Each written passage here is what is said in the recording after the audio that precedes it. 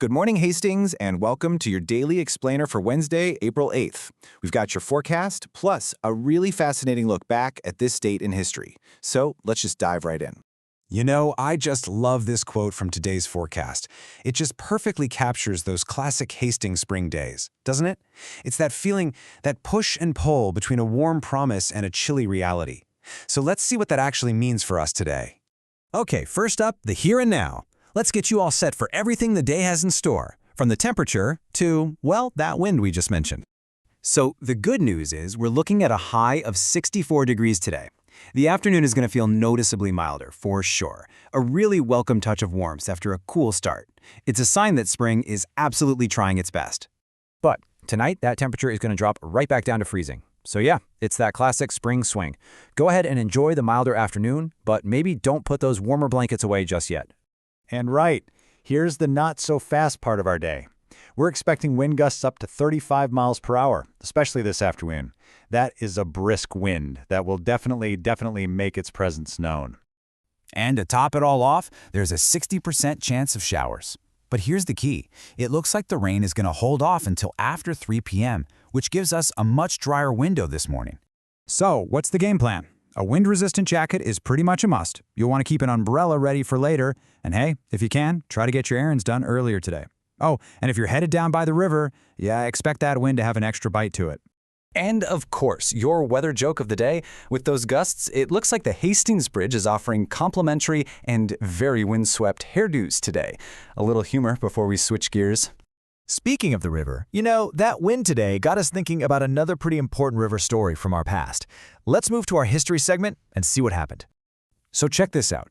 On this exact day back in 1963, a major crisis was unfolding right on the Mississippi. It's just a perfect example of how the river isn't just a landmark. It is a living, breathing part of our town's ongoing story. What's so interesting about this is just how close to home it was. The Coast Guard literally had to break through river ice to manage a major oil spill. It's a powerful reminder that our local history isn't some abstract thing. It happened right here, on the same water we see every single day. Okay, so let's zoom out a little bit. While that was all happening on our river, what else was going on across the country on April 8th in different years? Let's take that wider view. So on this one date, two completely different but equally monumental events took place. One that put an entire nation to work, and another that created a true American sporting legend. First, let's go to 1935. Congress funded the Works Progress Administration. You know it as the WPA. This was a massive undertaking that literally reshaped the country, funding everything from roads and parks to schools and public art, all during the Great Depression. And the scale of this was just staggering. The WPA employed over 8.5 million people. Just think about that for a second. Millions of Americans given not just a paycheck, but a real purpose in building the nation's future. Then you fast forward to 1974. On this day, Hank Aaron stepped up to the plate and hit a home run that did so much more than just break a record. He surpassed the legendary Babe Ruth, and he did it while facing immense pressure and prejudice to cement his place in history forever. And this is the number every baseball fan knows. 715. It was so much more than just a home run. It was a moment of grace, of perseverance, and a historic triumph that echoed far, far beyond the ballpark.